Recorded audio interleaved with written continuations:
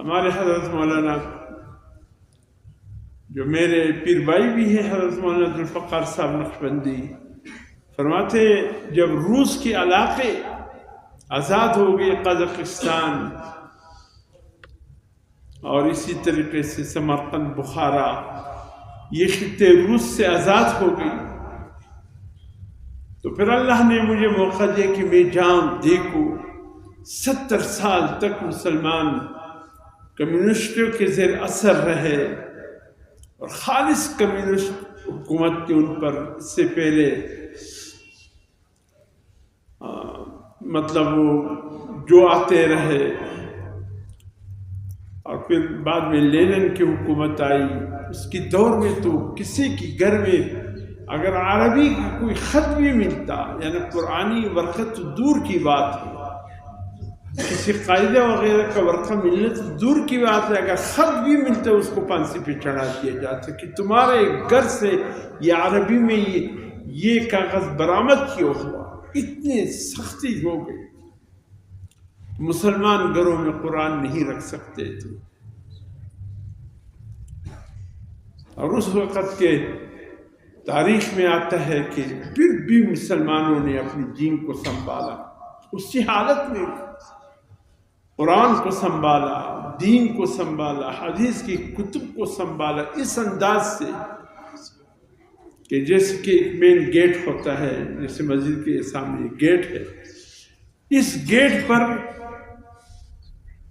شراب خانے کی دکان کھول لیتے، مسلمان مجبور تھے، فاحشہ قسم کے عورتوں کی تصویر کے پوسٹر لگا لیتے،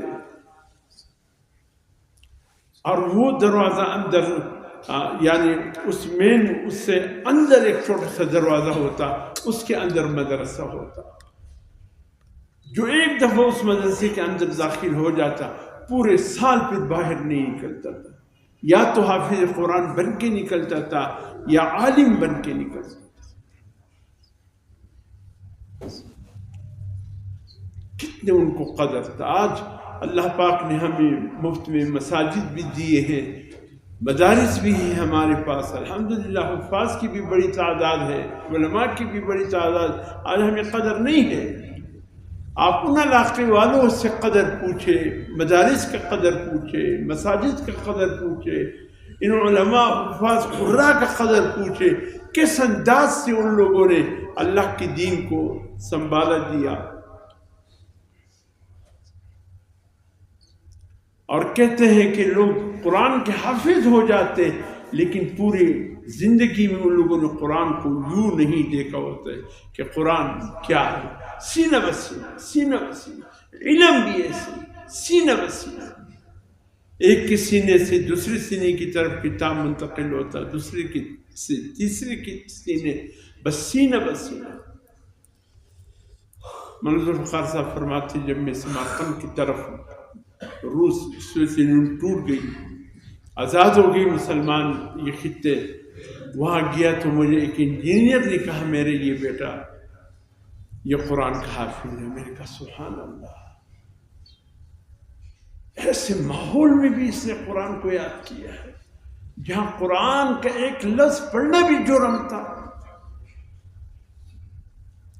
کہتے میرے پاس چھوٹا حمائل اور ساتھ ہوتا تھا، وظیفے کے طور پر میں رکھتا تھا، میں نے وہ کھولا اور وہ حمائل 19 پارہ سامنے کر دیا، اس بچے کے سامنے کر دیا، ہاں بیٹے یہاں سے پڑھو۔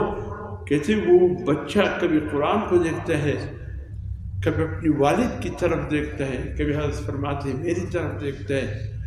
کہتے مجھے حیرت ہوا، میں نے اس کی والد کی طرف دیکھ کر کہا کہ یہ بچہ کیوں ایسا سرگردان ہوا، پریشان ہوا قرآن کو دیکھ کر؟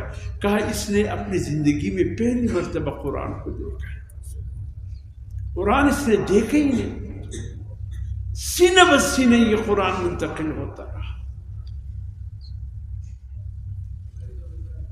کہ اس ماحول میں بازار سے گزر رہا تھا، کوئی خواتین تھے، مسلمان تھے، انہوں نے مجھے صحت میں دیکھا تو میرے ساتھ ترجمان تھے، مجھے عبداللہ وہاں سمرقند کے کہتے ان سے اپنی اس الفاظ میں بات کی، انہوں نے کہا ایک بہت بڑے عالم ہے، پیشوا ہے، پاکستان سے آئے ہیں، کہتے اس نے کچھ بات کی اور رو پڑی. کہتے مجھے عبداللہ نے میری طرف دے کر کہا کہ یہ عورت کہہ رہی ہے کہ یہ پاکستان سے آیا ہے، اس کے پاس تو قرآن تو ہوگا نا، مجھے وہ اللہ کا کلام دکھا دیجیے، میں دیکھنا چاہتی ہوں. اللہ کیسے میں نے قرآن کو کھولو اس کے سامنے کر، میں نے کہا یہ ہے اللہ کا قرآن، یہ ہے قرآن مجید. کسی سن کر وہ رو پڑی، کبھی چہرے سے لگاتی، کبھی پیشانی سے لگاتی، اور اس کے آنکھوں سے آنسو کی لڑیاں رواں. کسی میں نے اپنے ترجمان میں عبداللہ سے کہا یہ کیوں ایسا کرتی ہے؟ کہا اس نے کہا میری زندگی میں پہلی مرتبہ اللہ کا قرآن ہے. سنتے تھے کہ اللہ کا کوئی قرآن ہے، لیکن یہاں پابندی تھی کسی کے پاس قرآن، ایک بہت بڑا جرم تصور.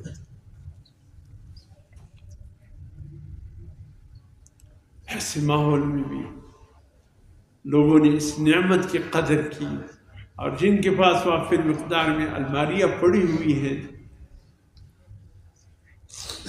ہمیں رمضان مبارک میں بھی قرآن اٹھا کر پڑھنے کی توفیق نہیں ملتا. معاف کیجیے، ہو سکتا ہے کچھ مبالغہ کر رہا ہوں، لیکن حقیقت بھی ہے. اتنا وقت ہمارے پاس نہیں ہوتا ہے کہ ہم اللہ کا قرآن کو دیکھیں.